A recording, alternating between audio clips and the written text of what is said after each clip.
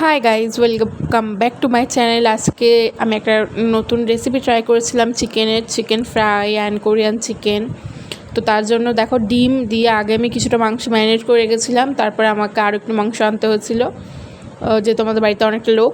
তো তারপরে আমি একে একে দিয়ে দিয়েছিলাম ধনে গুঁড়ো, জিরে গুঁড়ো, আর দিয়েছিলাম মিট মশলা, আর তারপরে দিয়েছিলাম আমি টক দই। তো তারপরে এটাগুলো ভালো করে হাতের সাহায্যে আমি মাখিয়ে নিয়েছিলাম, যাতে মাংসের ভেতরে সবটা মশলা ঢুকে যায়। তো তারপরে দিয়ে নিয়েছিলাম আমি নুন, সেটা তোমরা তোমাদের স্বাদ মতো নেবে। তারপরে দিয়েছিলাম লেবুটা দেওয়ার পরে আমি দিয়েছিলাম একটু আদা বাটা, রসুন বাটা, তারপরে লঙ্কা গুঁড়ো আর একটু মাস্টার্ড অয়েল দিয়ে নিয়েছিলাম। তারপরে এটাকে ভালোভাবে মাখিয়ে আমি রেখে দিয়েছিলাম কিছুক্ষণ। তো তারপরে দিয়েছিলাম আমি সোয়া সস আর কাস্তুরি মেথি। তো তারপরে দুটো ব্যাটার করেছিলাম, যা এখান থেকে আমার হাত থেকে ডিমটা পড়ে গেছিলো। তো এই ব্যাটারটা ছিল কর্নফ্লাওয়ার অ্যান্ড ডিম আর ময়দা দিয়ে। এটা একটু জল মতো করেছি, আর এটা শুকনো ব্যাটার ছিল।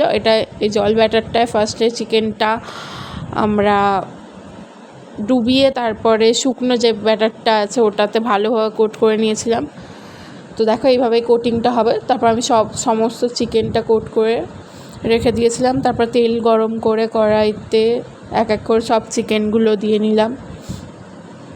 আমি বললাম আজকে আমি দুটো রেসিপি ট্রাই করেছি। একটা মানে শুধু চিকেন, যেমন ফ্রাই চিকেন হয়, অমন চিকেন ফ্রাই। দেখো, এটা হয়ে গেছে। এটা দুবার ভাজতে হবে, একবার ভেজে নিয়ে তারপর একবার ভেজে নিলে ওটা ভালোভাবে ভাজা হয়ে যাবে। কারণ একবার ভাজলে একটু কাঁচা কাঁচা থাকবে, তাই ওটাকে সেকেন্ডবার ভেজে নিতে হবে। আর কোরিয়ান চিকেনের জন্য আমি দিয়েছিলাম এতে রসুন বাটা, একটু ঝাল গুঁড়ো, একটু mustard oil and soya sauce দিয়ে তারপর যে ভাজা চিকেনগুলো ছিল, আমরা যে ফ্রাই চিকেনগুলো ওতে দিয়ে নিয়ে দেখো, কিছু আমি অল্প করেছিলাম।